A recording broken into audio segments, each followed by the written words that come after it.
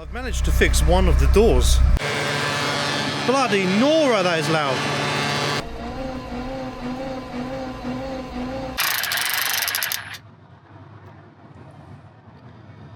Yeah. Oh, shit. What the hell was that? It's okay. It's just the spark plug lead coming out. I'm a little bit scared, but I have to try again.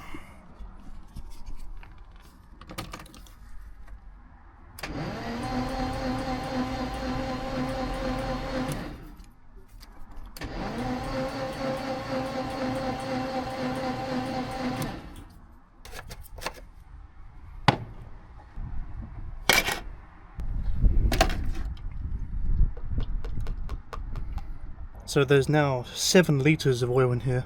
Should hopefully see something different on the gauges.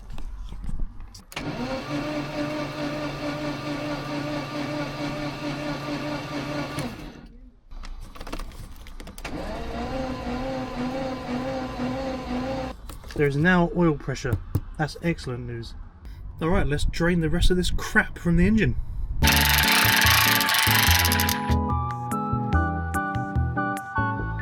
Yeah. New crush washer.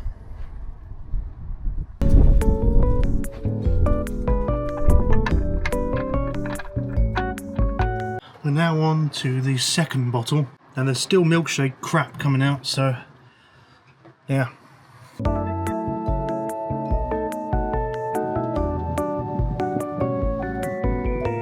That is not right, is it? So much coolant still in the oil. Raining again. I've now gone through 3 containers of oil and there's still milkshake coming out. There's a lot of coolant in this.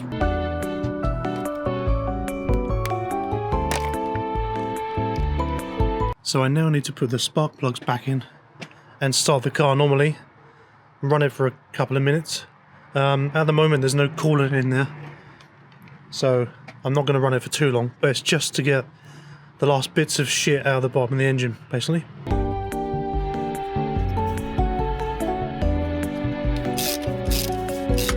Before you ask, yes, these are the old shitty spark plugs. I'm just going to nab them in. I have got a brand new set, but I'm just going to stick these in temporarily until I know this is running right.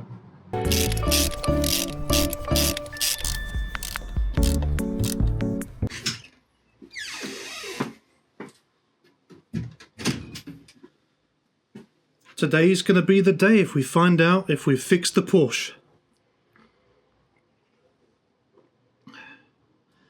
Fingers crossed, eh?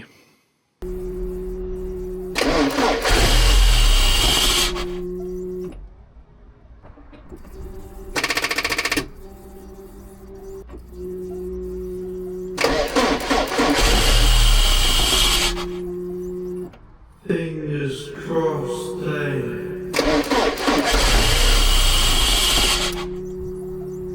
I found it. There's a little pipe just under here that isn't connected. You might be able to just see that.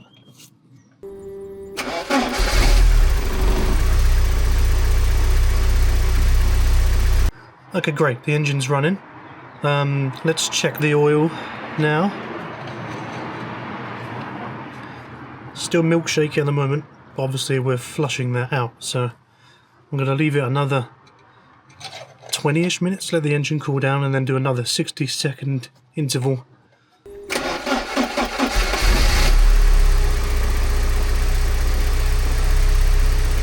Whilst I'm waiting for another 15 minutes to go by before I can start the car again, I thought I'd check out the method on how to flush the cooling system on here. Let's take a look at a quick YouTube video.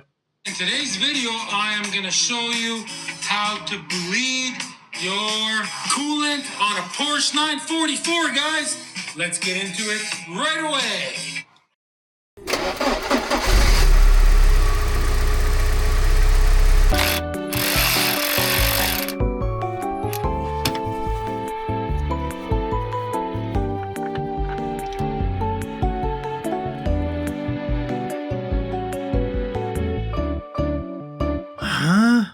how is there still so much coolant inside the engine? There's actually nothing.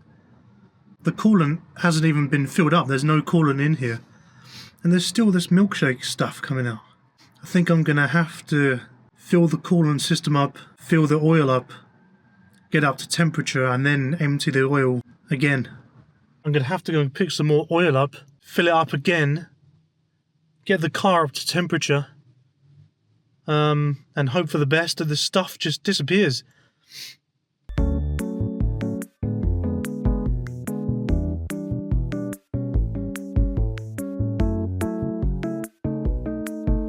Okay, some more deionized water and 20 litres of oil. I think that should sort us out, shouldn't it?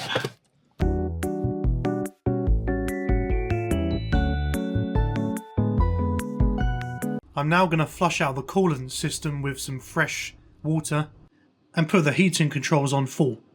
But first I need to find the heating controls because there isn't currently any in the car. They were in the big pile of shit that came with the car. So I'm going to go and grab it and hopefully it works. Well, I found it. It's a bit beaten up.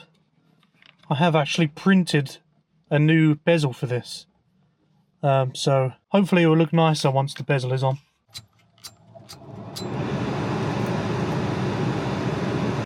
Okay, so the bleeder screw is undone. Just got to fill the system up with water now.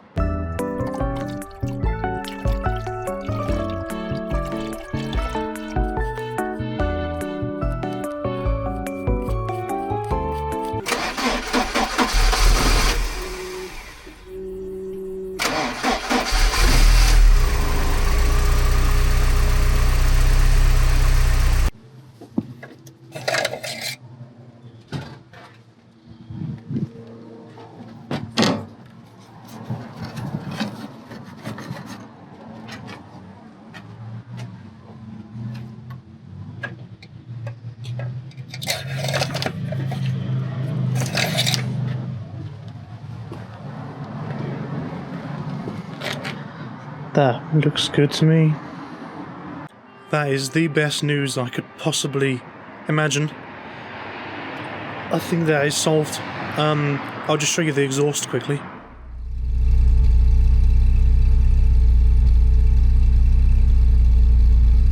So what's next? Next, I'm going to get rid of the tap water which is in the coolant because I was using that to clean it out and get rid of any gunk. There might not even be any in there, but just to be safe. So let's do that.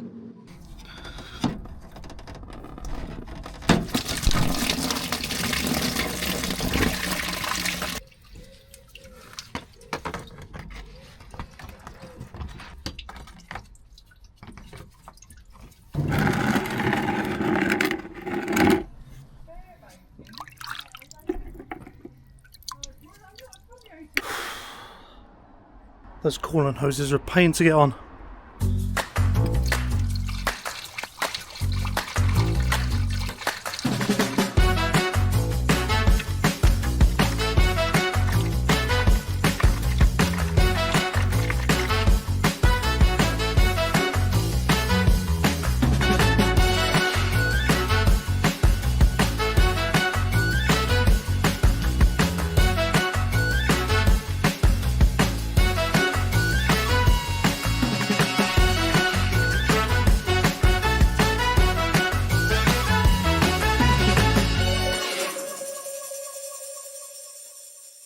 Okay, big moment now.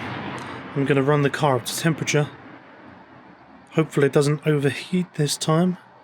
Also, the fan is now reconnected. I do expect to see some smoke around the exhaust manifold because I painted something and it turns out it's not high temperature paint.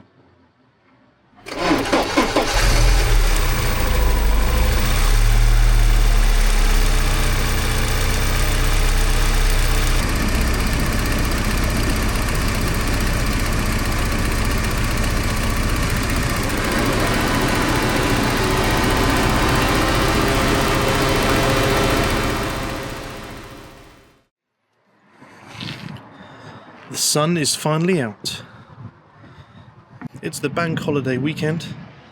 The car seems to be running perfectly fine now. I still need to test if the OPR valve is working. I need to get the car up to a reasonably hot temperature, maybe leave it running for 20-30 minutes. You can see it's a bit windy out here. But I'm going to go to grab some new power steering fluid and fit the power steering pump back on, see if it works. Yeah, that doesn't look very open to me. I'm just going to see if I can get some from Euro car parts. Hopefully they're open. I don't think they're going to be though. Closed. Closed. Closed. Alright, guess we'll do something else then. I've just arrived at a petrol station. Hopefully they have some. No, they didn't have any.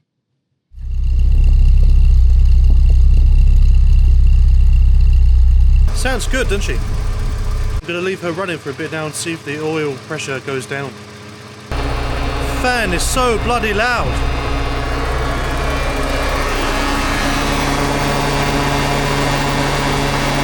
I've managed to fix one of the doors just with a bit of WD-40 well. Bloody hell, that's noisy. You can see.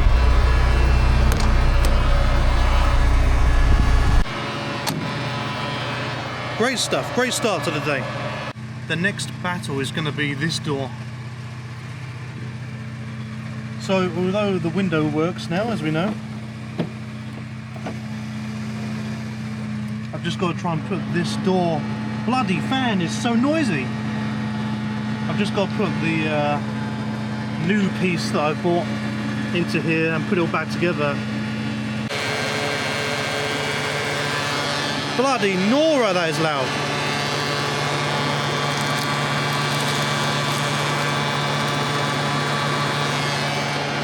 You'll never guess how much this bloody part cost me. Okay, so I've run the car now for about half an hour-ish. And the gauge goes up to 5 when we start it.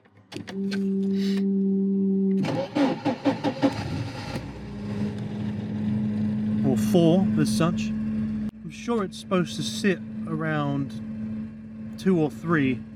I know the valve's working because when I push the accelerator down,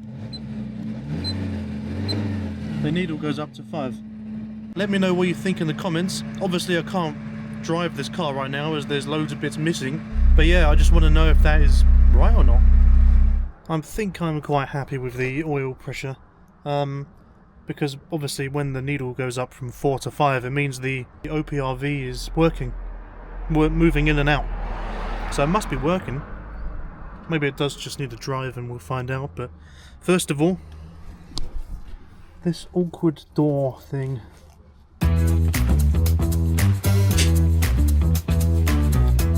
Ah, that was quite straightforward.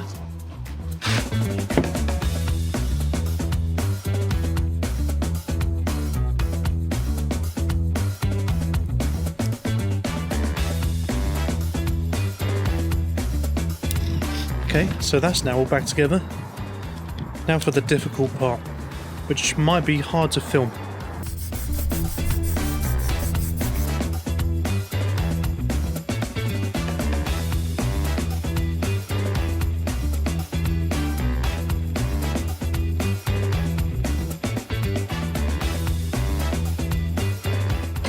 I really wish it would just go through this hole, but it doesn't bloody fit.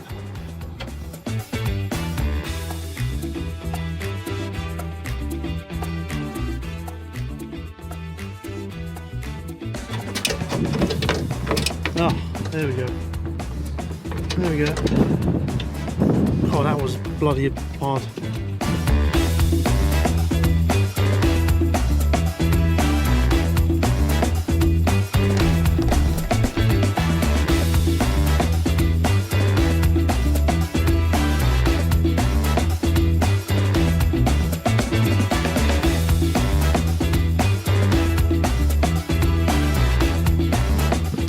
Not sure if you can see, but you've got 2 tabs down there and these two tabs have to click onto them.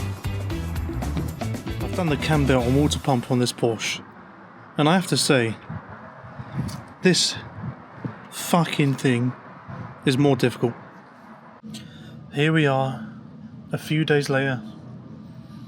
Still can't get this door to work. And now the other side.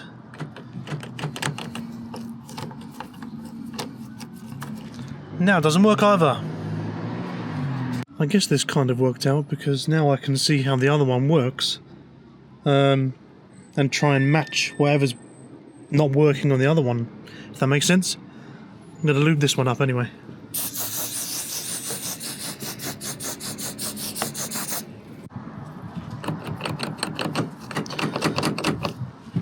That is all fixed. I've spent about 3 or 4 hours, no joke, on this door.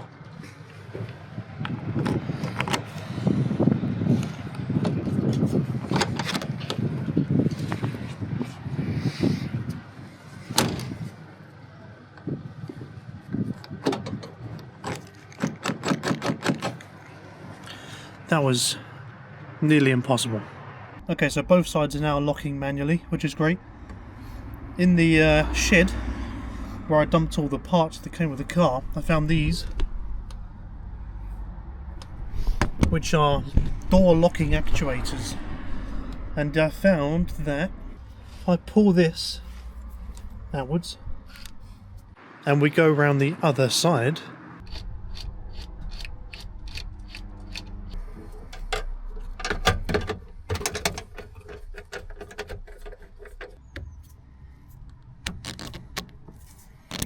I'm guessing there's a rod which connects here to here somehow. I'll have to look at that. So the next thing I'm going to do is put the door handle back on. Maybe check out some of this wiring here. We've got the mirror adjustment switch, which feels broken. The wing mirror. These cables look like they've been attached before. A lot of the colours match up to whatever this is here, so it might be just a case of soldering these onto here. I've got the window switch for the other side, because at the moment that window doesn't even open at all, so it might be just the same problem as what this side had with the motor.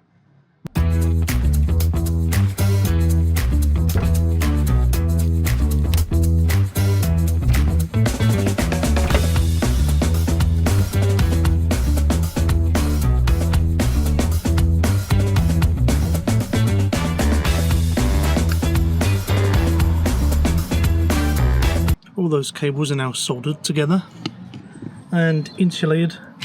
It might not look the best, but at least it's going to protect it from shorting out. I don't know if it actually works yet because I've got the controller here, but I haven't got the button to switch between the left and right. So I'll have to wait till that turns up. So I'm now on the opposite side, and I can see it's the same story with this mirror. The wires are cut and match inside here. So I just got to solder these back on. Get the window switch, and also found that the window motor isn't even connected. And if you look down here,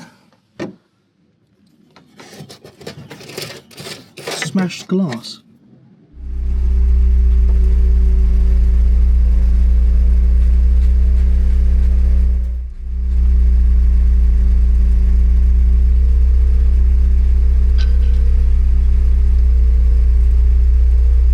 So it turns out this switch is actually broken. If I try the switch from the other side, it works fine, so I'm going to order a new one. Ignore that. I've swapped the switches round.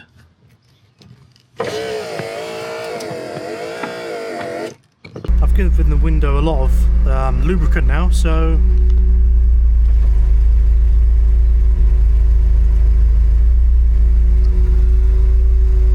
okay, fast forward a few days. I've now got the parts for the central lock-in, which is cool. That in there, like that. Retainer clip. Cool, okay. Well, the central locking is fitted, but it doesn't work particularly great. But, as I've said, They are not needed for the MOT, so on to the next thing. The next thing to do is this wing mirror. It was here, but it was broken.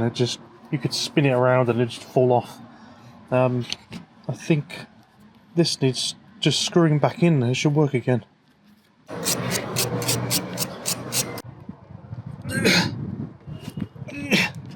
Nope. Well, that was more painful than expected, but I've done it. So you might remember in the last episode I said, I'm an idiot. I'm an idiot. Well, I am. This is to go through here. That was absolutely painful, but I've done it. It's now all fitted on. Had to get some pliers and twist this thing round and round. But, yeah, it's done.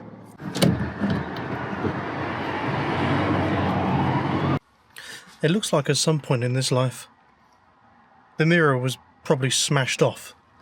I just found this in the bottom of the door, and it's basically a little piece of metal which holds the metal to the frame.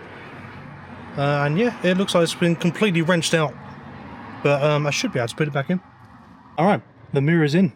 Now to wire it up.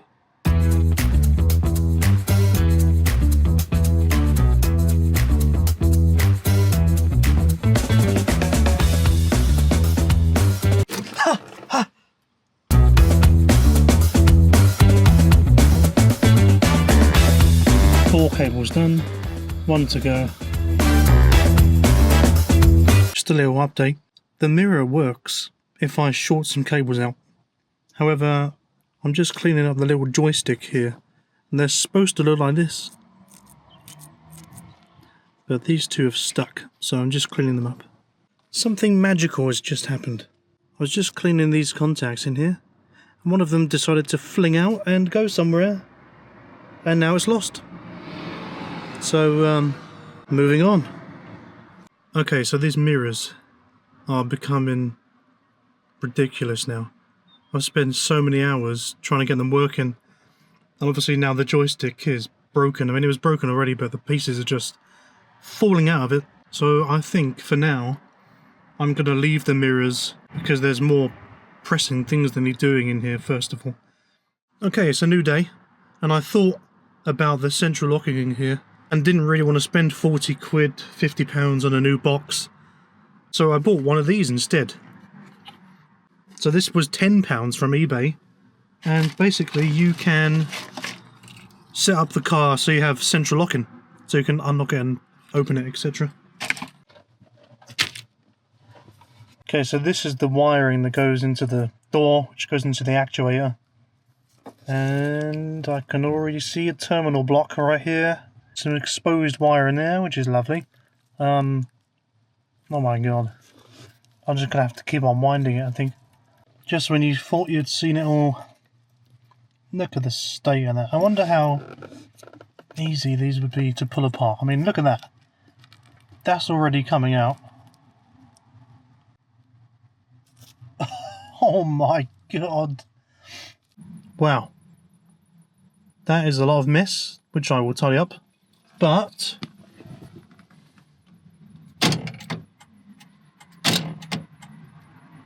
whilst I'm at it, I'm gonna fix this fuel pump cable, because this is just absolutely shocking.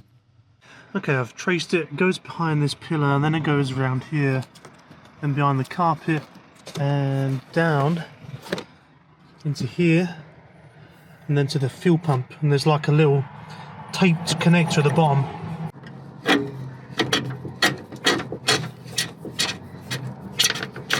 Look at that, that's an accident waiting to happen. For the fuel pump as well. Just need a little spark in there and bye-bye Porsche. I'm just feeding the new cable for the fuel pump, and I've noticed that the original speaker is still intact. So I'm definitely going to reuse that. I think I might have made a little mistake.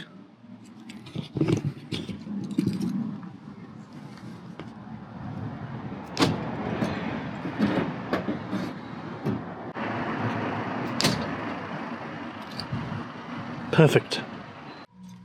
certainly getting there now. Just got to remove that old starter motor cable, if you can remember from the first episode. Obviously the dials need to go back in, but I need to repair some of the traces on those. And see why the rev counter isn't working. But other than that, the rest of it I can start putting back together as well. Also I need to check out the wiring for the seats, as they don't work.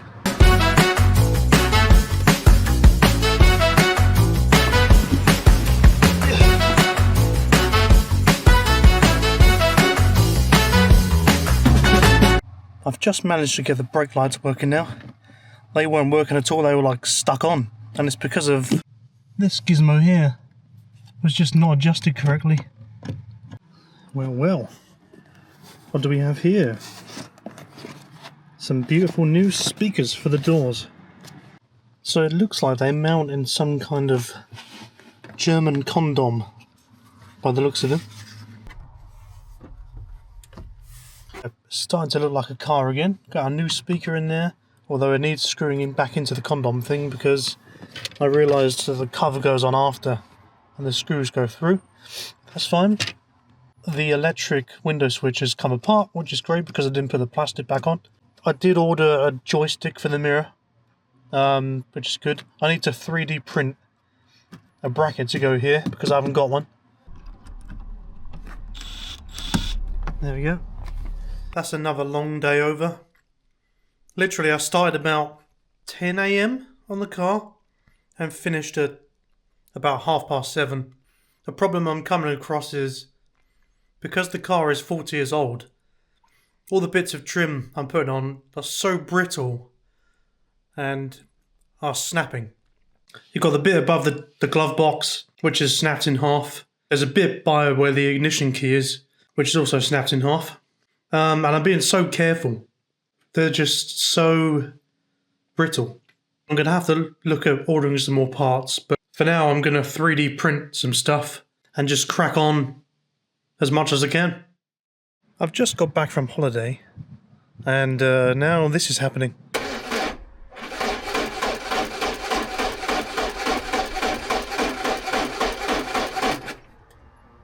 Okay, I think I've worked out. I think it's because the battery is so low and the new cable I've run for the fuel pump is a bit thicker, so it's got a little bit more resistance and needs a bit more juice. So the battery's charging currently and we'll see how that goes. But for now, I've got a new mirror joystick.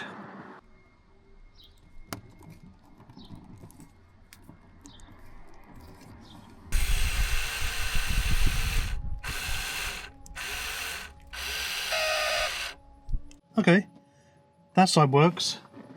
The other side doesn't seem to work.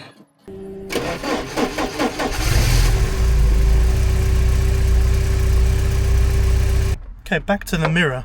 I've tested the electrical connection just there. When I move the joystick, it gets voltage to each wire, which is correct. So I think the problem is going to lie with the mirror itself. I've managed to take the glass out, and look at the amount of corrosion in here. Obviously water's got in here at some point. That is probably for the heated glass, I imagine. Here's the bit we want to focus on. So if I connect these wires to my bench power supply, then you should be able to hear.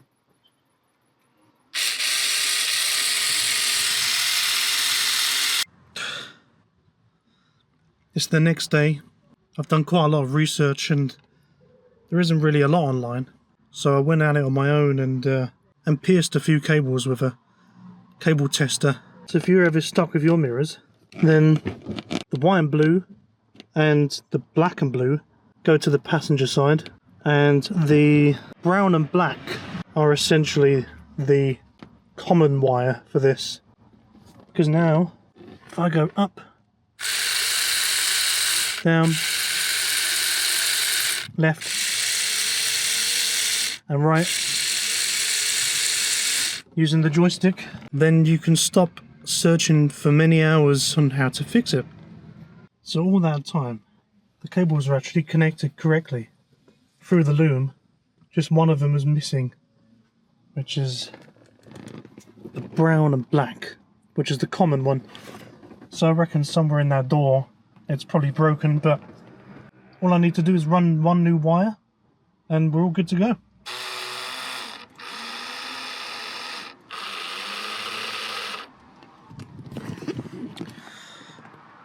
Oh, thank fuck. So, as far as electrics go, the windows now work. The central locking now works. Both mirrors now work. It's time to put this car back together in a state that looks a lot better than this. I need to put a new speaker in there, which I've got up here. I've got the door card for this side. I've got new pieces of trim to go in here. I think the first thing I'm going to do is tidy all this shit. This is probably the first time this car has been vacuumed in 20 years.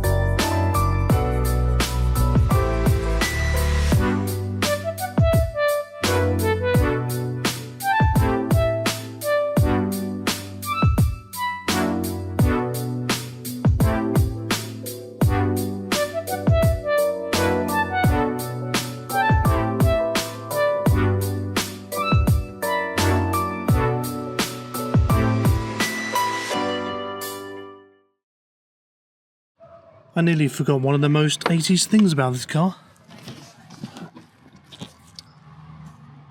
The carpet. I thought it'd be time to come inside as it looks like it's going to rain and work on my rev counter, which isn't working. I think it's a grounding issue. So far, I've scraped away all the corrosion from these contacts. And I'm just going to lay a bit of solder on each of them.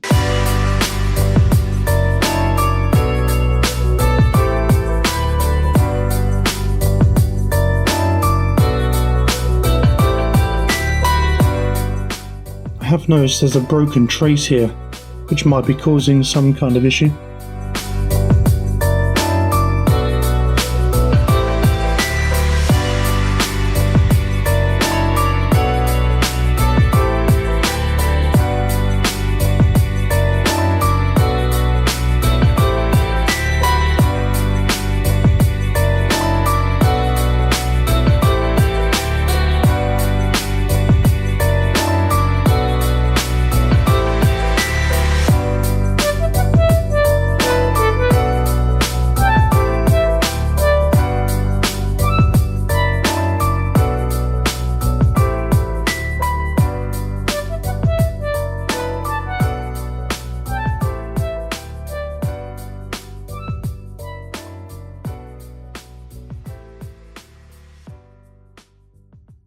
Thanks for watching so far. If you're liking this content, make sure you like and subscribe the video. I plan to make the car as reliable as possible. I'm doing all this work on my own, which is fun.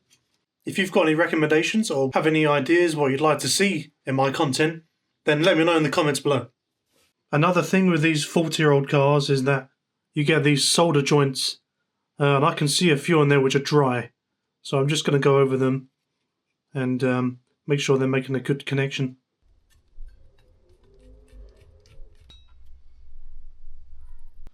Now let's look at taking this gear out, which just crumbles to pieces.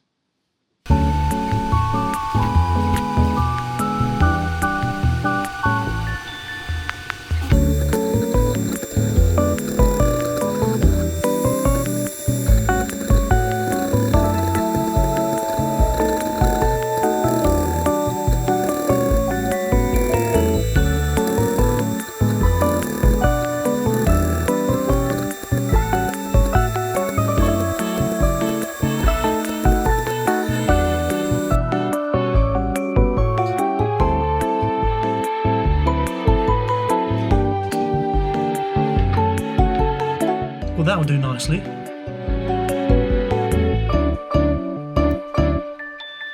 Why doesn't it fit? So I ended up printing 5 of these.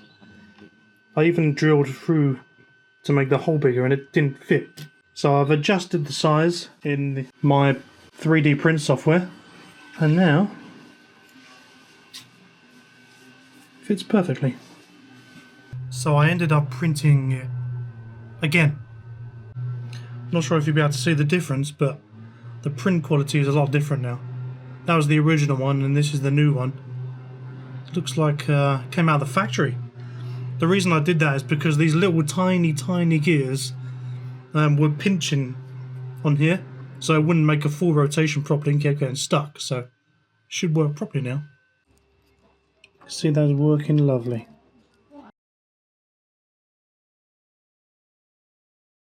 So before I fully stick this back together, I do want to test these little LEDs. Here. Yep. Yep. Wow. Interesting. If you're wondering how I'm testing that, I have a bench power supply which I've used for the windows, set at 12 volts, and then 2 multimeter connections.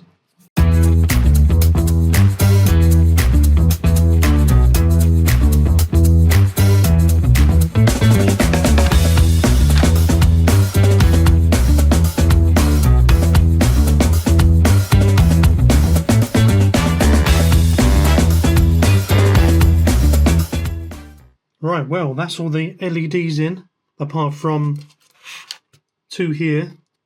I need to get some holders, but I have got the LEDs. I guess let's go and see what works, what doesn't work.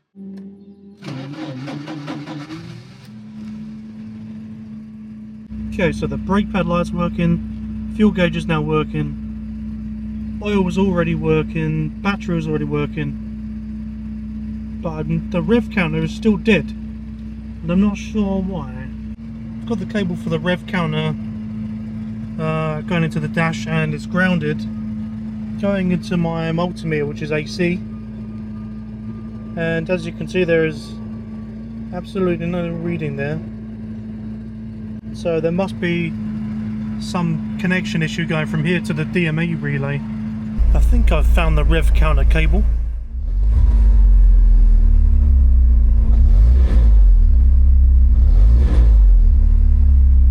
Right, I've got my probe going down into the cable that isn't plugged in, and if I tap it on the back of these dials, the rev counter works.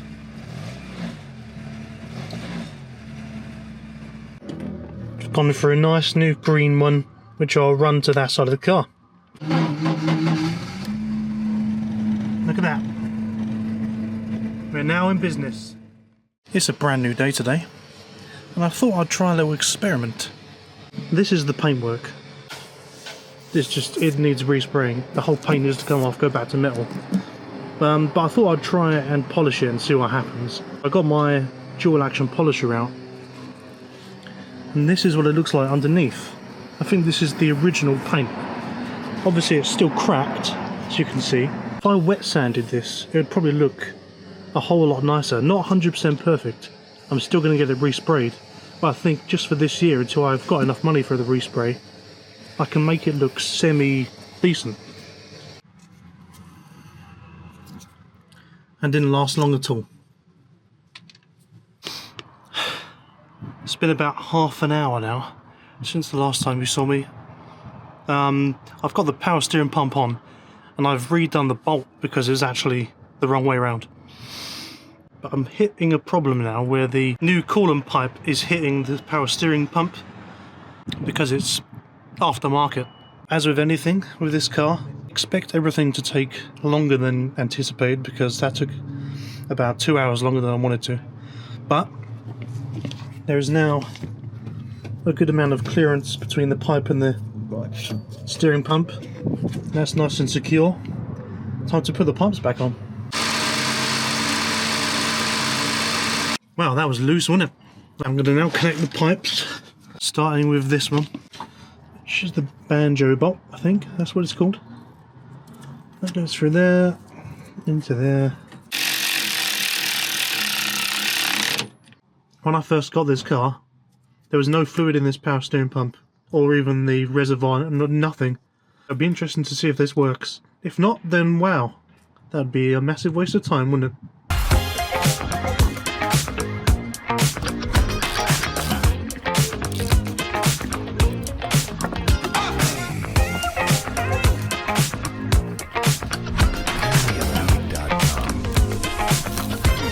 Before I put this pump back on, I'm just going to clean up this temporary cable I put in for the headlights.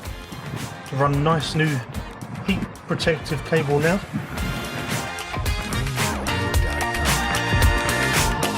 Right, that is now all connected up. Time to put some fluid in and watch it all drip out the bottom. I know it's going to drip out. I just looked at a hose down there and it split.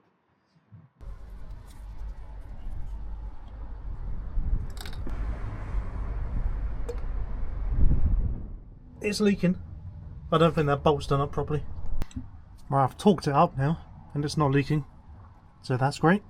This is the pipe I'm expecting to pour out with fluid, but we'll see.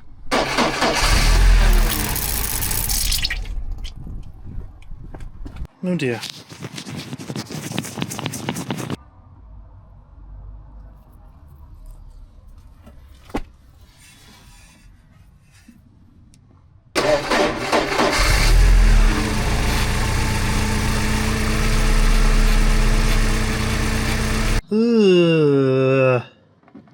What the fuck is that? That pipe is leaking up there. God, it's stuck. So it turns out I've got two wrong ends.